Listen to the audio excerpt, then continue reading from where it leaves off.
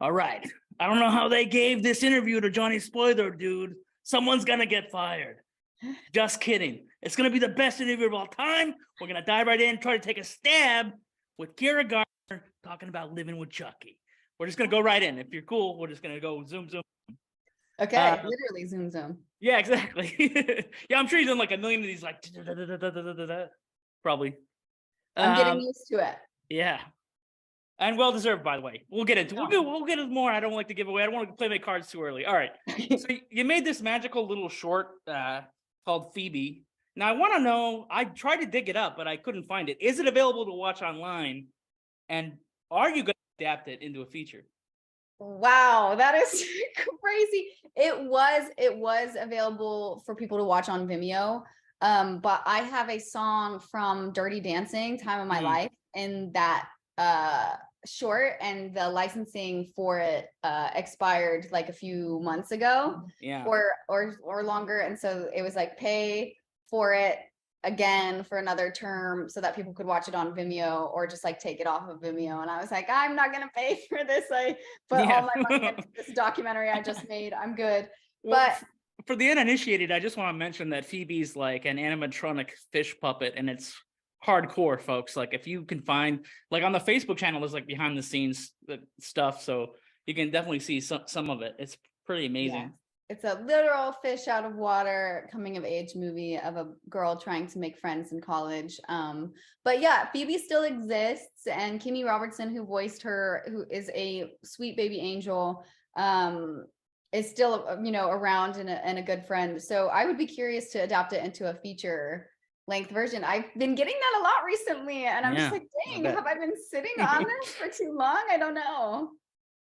So you're the daughter of legendary special effects guy Tony Gardner, and it goes without saying, I got to mention a couple of my favorites. Obviously, I love what he did.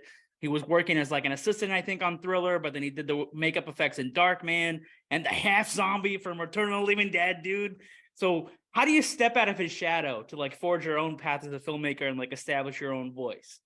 Yeah, it's intimidating and daunting sometimes, because my dad, around my age, had already done Thriller and Return of the Living Dead, and what did he do?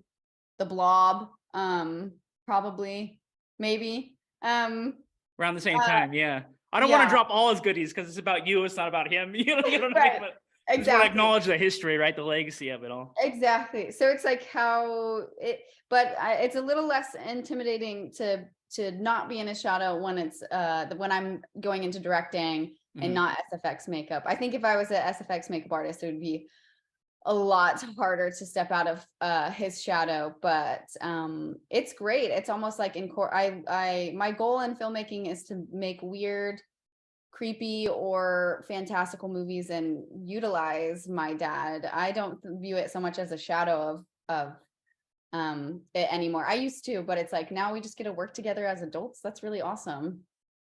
Yeah, that's pretty great, actually. You seem to have a really good head on your shoulders and like really grounded. So I think that'll probably help you with whatever you do next, you know? Thank you. As far as you know, I can maximize that stuff. You know? What's that? Yeah. I said, as far as you know, I could be crazy. Right? I'm just kidding. Yeah, that's a litmus test. Who knows? Yeah. Or fans, we're always profiled, right? Exactly. Now that I don't know if IMDb got this right, but I'd like to find out. Like I had heard that your Dollhouse short, which is like the short version of Living with Chucky, was included in the Cult of Chucky DVD, but more importantly and more badass, is it true that you're like the first student film to get featured in Toronto's After Dark Horror Movie Festival? Is that accurate? A student film featured in the way that it was? I think so. Yeah. Yeah. And definitely first student film to be acquired by NBC Universal. So you're already like a legend yourself then. That's what I think. I mean, that's props to you on that one, man. Your words, your kind words, not mine. Oh, well, I appreciate that. My audience will take the clout. They'll get it. Now, okay, so in crafting like an edit decision list, I'm imagining that there's like hours and hours of footage between the Dollhouse short and the feature-length Living with Chucky. Like, first of all, how did you like manifest such a task, like compiling all that into the edit room to make sense of it and put it into a story for like 90 minutes for the rest of us? Yeah. I had no idea the task that I was taking on when I set out to do this, to be honest. But that, like all my films, is I just create way too hard of problems for myself, and I love that. This process, I just took what I learned in film school with documentary filmmaking and tried to see if it could apply to a feature. I'm not sure if this is actually how documentary film editors work, but basically it consisted of transcribing every single interviewee's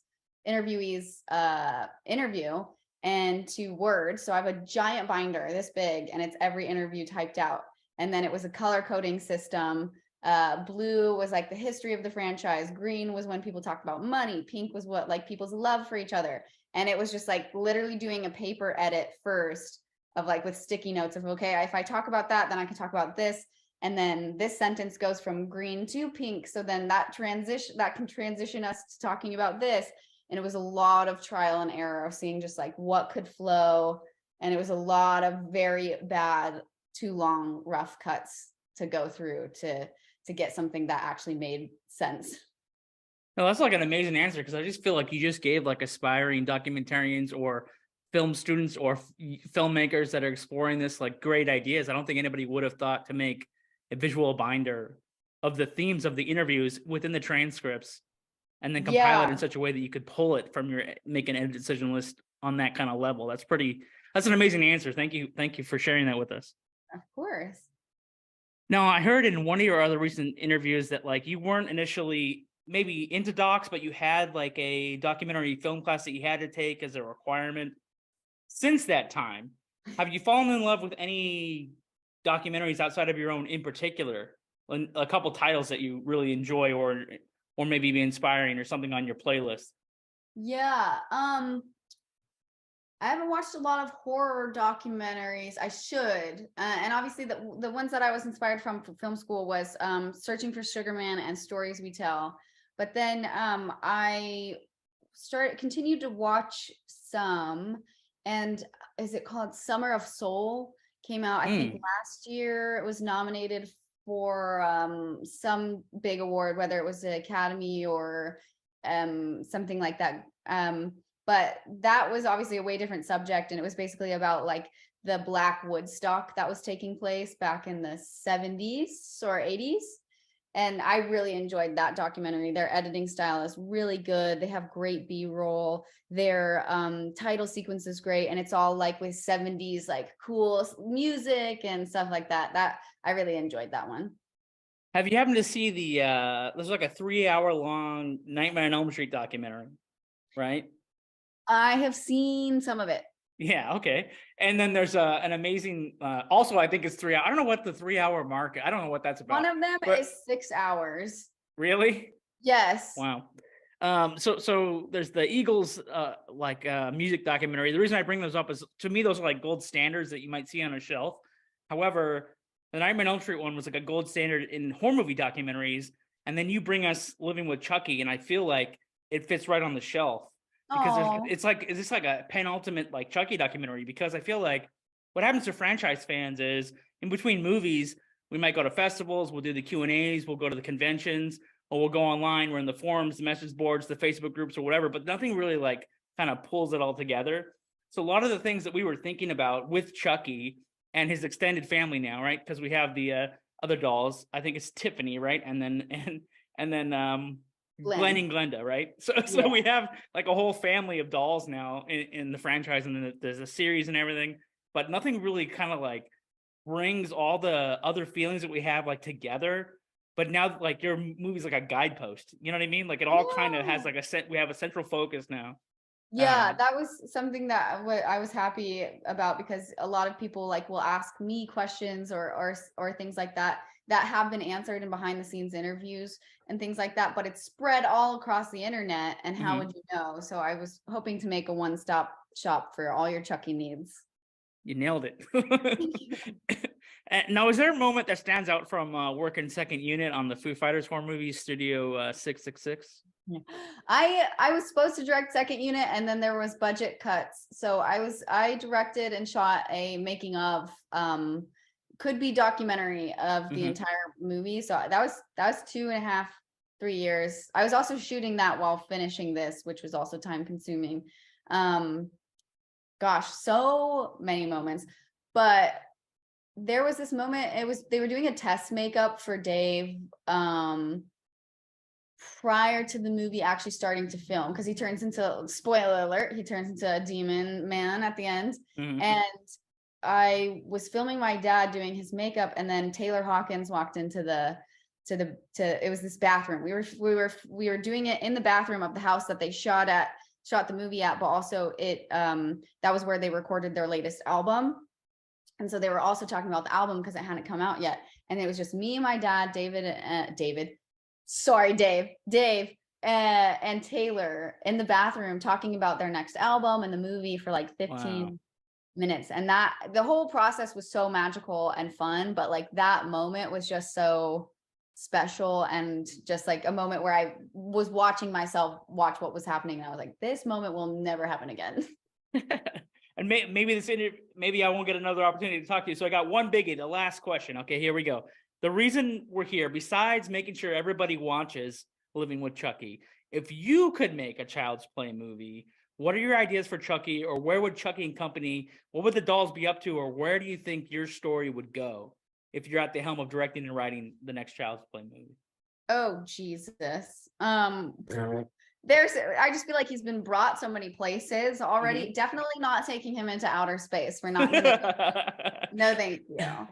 I don't know if there's well, you could have, Chucky has yet to do a like mashup with another horror icon. And I know a lot of people are like Chucky versus Freddy and things like that, but I would be curious about a world where, because it's also Universal IP, is Megan and Chucky. Yeah, and they had a Twitter war recently, so that'd be fun. So let's just like manifest it. But or like it sounds cheesy, but it's like almost if you could have a world where all like the iconic dolls are somehow in the same vicinity, like Talking Tina and the voodoo doll from what is it? The first like movie to ever do a horror doll. I just watched it. Terror Time. I'm the worst. But that'd be an interesting world as well. I don't know. So we're gonna plug really the hell out of Living with Chucky on our podcast, Binge-Watchers podcast with Johnny Spoiler. So I'll be mentioning it pretty much the next 3 or 4 episodes, and then we're gonna drop this throughout the podcast and probably drop some of this on our social. But this has been really rad. Thanks for taking the time to do this with me today. It's awesome. Awesome. Thank you so much for the interview. It was fun.